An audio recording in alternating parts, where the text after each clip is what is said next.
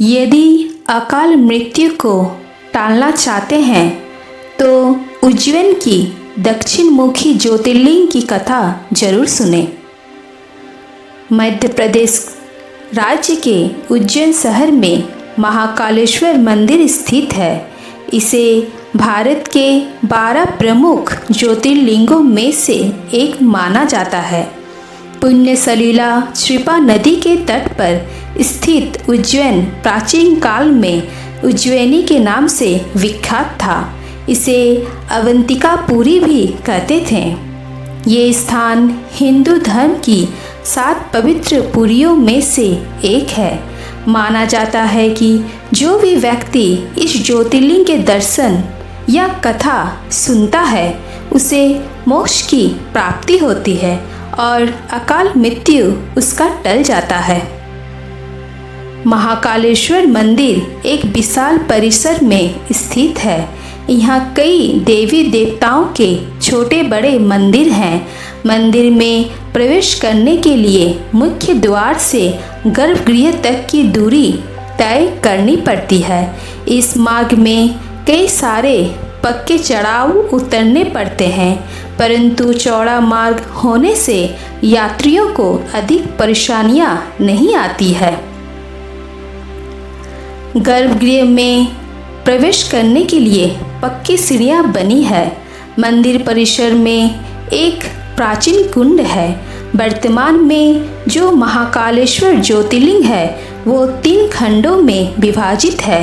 निचले खंड में महाकालेश्वर, मध्य के खंड में ओमकारेश्वर तथा ऊपरी खंड में श्री नागचंद्रेश्वर मंदिर स्थित है।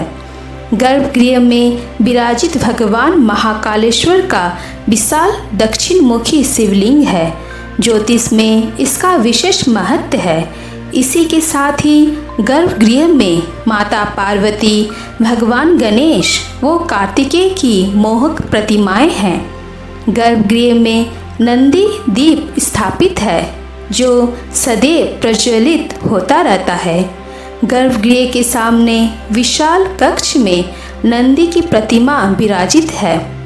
इस कक्ष में बैठकर हजारों श्रद्धालु शिव आराधना का पुण्य लाभ लेते हैं। महाकालेश्वर ज्योतिर्लिंग की स्थापना से संबंधित भारतीय पुराणों में अलग अलग कथाओं का वर्णन मिलता है।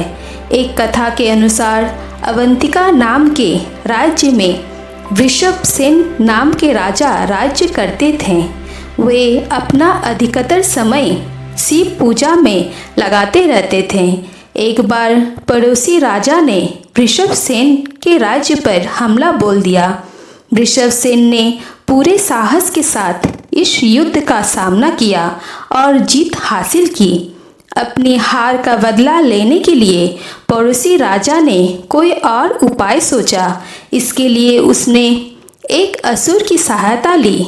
उस दैत्य को अदृश्य होने का वर प्रदान था। पड़ोसी राजा ने उस दैत्य की मदद से अवंतिका राज्य पर हमला बोल दिया।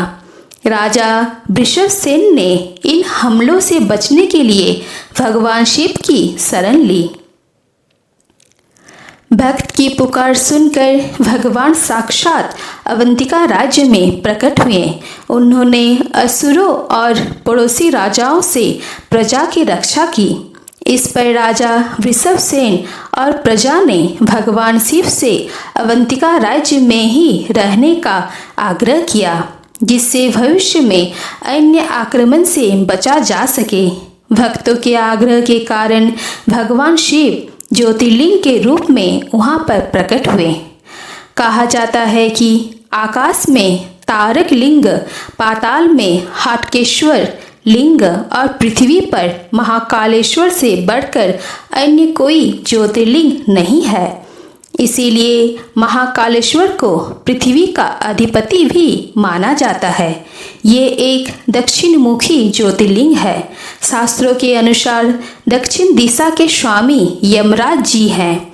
कहा जाता है कि जो भी व्यक्ति मंदिर में आकर सच्चे मन से भगवान शिव की प्रार्थना करता है उसे मृत्यु के बाद मिलने वाली यातनाओं से मुक्ति मिलती है।